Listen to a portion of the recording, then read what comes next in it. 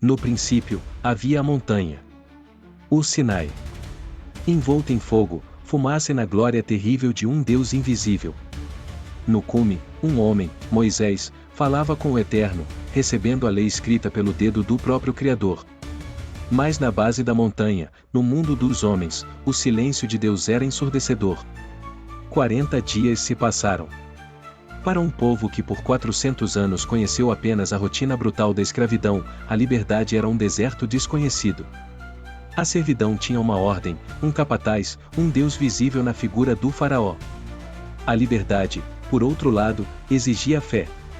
E a fé estava se esvaindo com cada nascer do sol que não trazia Moisés de volta. O medo, como uma semente, começou a brotar no solo da impaciência. Então, o medo se tornou uma exigência. A multidão cercou Arão, o sacerdote, e o clamor de um coração incrédulo ecoou pelo deserto: levanta-te, faze-nos deuses que vão adiante de nós. Eles não queriam mais um Deus que precisava ser seguido pela fé, queriam um Deus que pudesse encarregar, ver e, acima de tudo, controlar. Um Deus que não os confrontasse com sua santidade, mas que refletisse seus próprios desejos. E Arão, o irmão do profeta, o homem que viu as pragas no Egito, cedeu. Em uma tentativa desesperada de liderar a loucura, ele se tornou parte dela.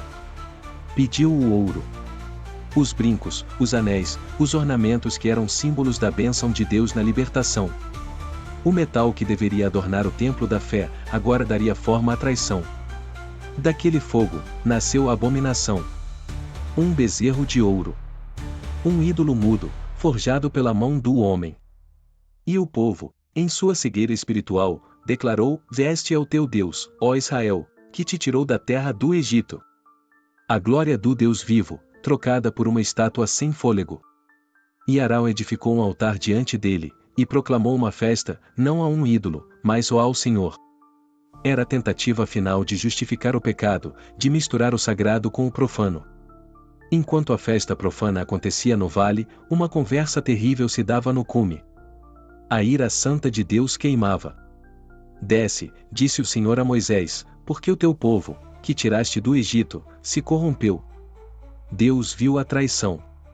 E Moisés, o intercessor, se pôs na brecha.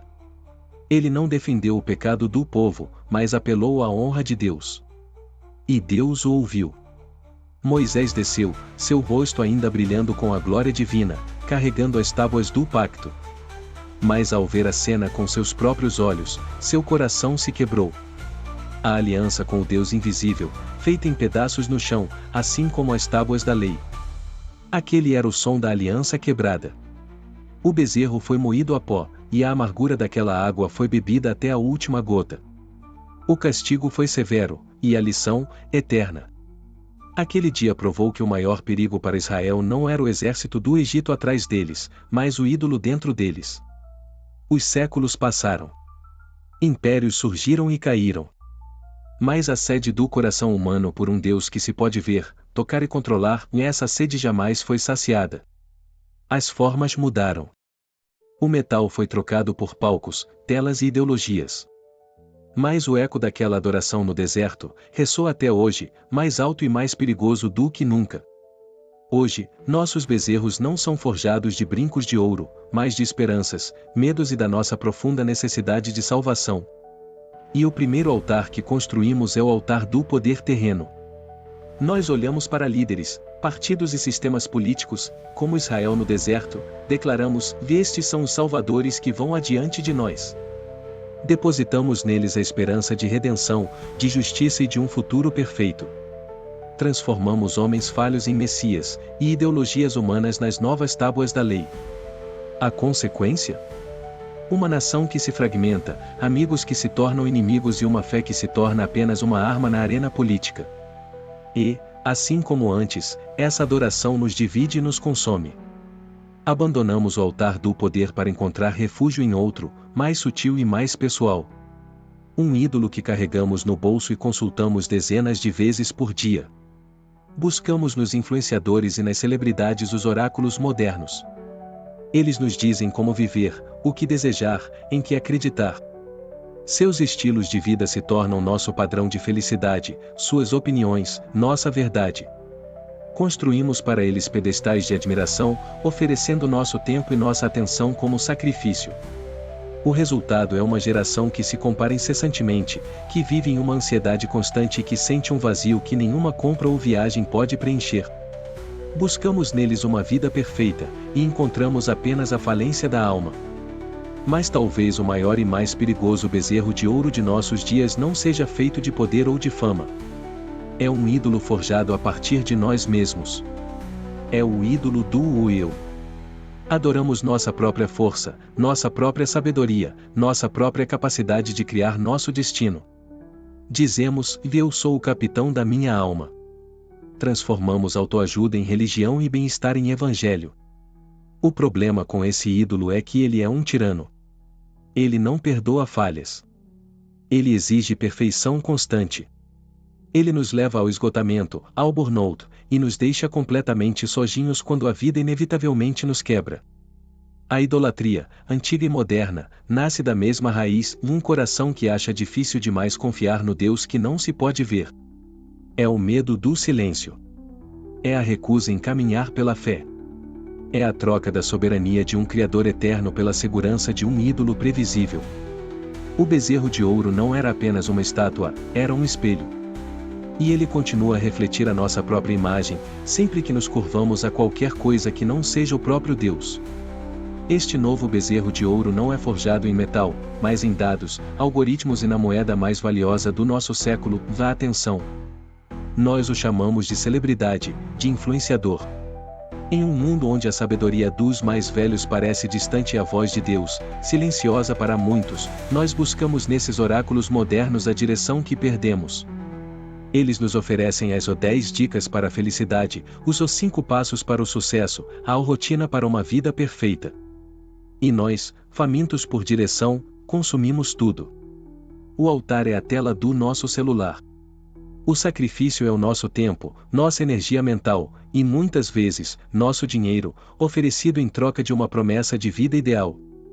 O problema é que a vida que eles nos vendem é, muitas vezes, uma ilusão cuidadosamente construída, um palco bem iluminado que esconde os bastidores da realidade.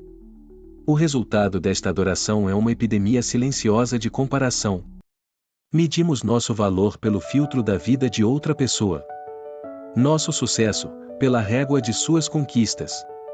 E o vazio em nosso peito cresce a cada rolada de tela, porque a alma humana não foi feita para se alimentar de imagens, mas de verdade. Buscamos neles uma vida perfeita, e encontramos apenas a falência da alma, a ansiedade de nunca ser bom o suficiente. Mas talvez o maior, o mais antigo e o mais perigoso bezerro de ouro de nossos dias não seja feito de poder ou de fama. É um ídolo forjado a partir de nós mesmos. É o ídolo do eu. Esta é a idolatria mais antiga, sussurrada pela primeira vez no Jardim do Éden: e sereis como Deus. Adoramos nossa própria força, nossa própria sabedoria, nossa própria capacidade de criar nosso destino. O Evangelho do nosso tempo diz: e acredite em si mesmo, você é o suficiente, crie sua própria verdade. Transformamos autoajuda em religião e bem-estar em salvação. Nós nos tornamos o capitão, o mapa e o destino final da nossa própria jornada. O problema com esse ídolo é que ele é um tirano cruel. Ele promete liberdade, mas entrega escravidão. A escravidão da perfeição. Ele não perdoa falhas. Ele não oferece graça. Ele exige que você seja sempre mais forte, mais produtivo, mais positivo. Ele te força a mascarar suas fraquezas e a esconder suas lágrimas. Este ídolo do eu nos leva ao esgotamento, ao burnout, e nos deixa completamente sozinhos e sem respostas quando a vida, inevitavelmente, nos quebra. Porque quando a doença chega, quando a perda acontece, quando nossas forças se esgotam, o Deus do eu não tem nada a oferecer. Ele é um bezerro de ouro, incapaz de salvar a alma que o forjou. A idolatria, antiga e moderna, nasce da mesma raiz, um coração que acha difícil demais confiar no Deus que não se pode ver. É o medo do silêncio. É a recusa em caminhar pela fé. É a troca da soberania de um Criador eterno pela segurança de um ídolo previsível. O bezerro de ouro não era apenas uma estátua, era um espelho. E ele continua a refletir a nossa própria imagem, sempre que nos curvamos a qualquer coisa que não seja o próprio Deus.